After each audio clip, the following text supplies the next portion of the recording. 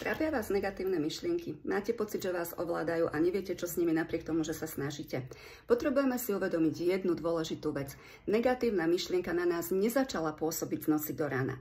Dlhodobo sme počúvali kritiku, napomínanie, znehodnocovanie a upozorňovanie, kým to na nás začalo mať vplyv. Viete to podľa detí. Môžete ich niekoľkokrát upozorniť a až po určitej dobe začnú reagovať na vaše zákazy alebo napomínania. Toto je presne to, že potrebujeme určitý čas na to, aby sme si zvykli alebo aby sme prijali nejakú myšlienku, nejaký stav. A toto isté platí aj pri tom pozitívnom myslení, hoci ja to nerada rozdeľujem, ale v tomto prípade to použijem. Ak chceme začať myslieť podporujúco pre seba a chceme tvoriť myšlienky, ktoré nám naozaj dávajú energiu a posúvajú nás vpred, potrebujeme tomu tiež dopriať určitý čas.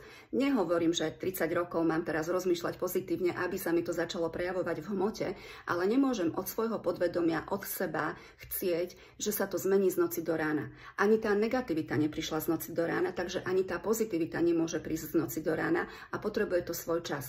Tvoju vytrvalosť, tvoju trpezlivosť a láskavosť voči sebe. To znamená, že za každým, keď zachytím nejakú negatívnu myšlienku, tak ju nahradím tou pozitívnou, takou, ktorá je pre mňa podporujúca a dopriavam si čas na to, aby sa to v tom mojom podvedomí uložilo, zahniezdilo, aby sa mi to postupne mohlo začať prejavovať v hmote.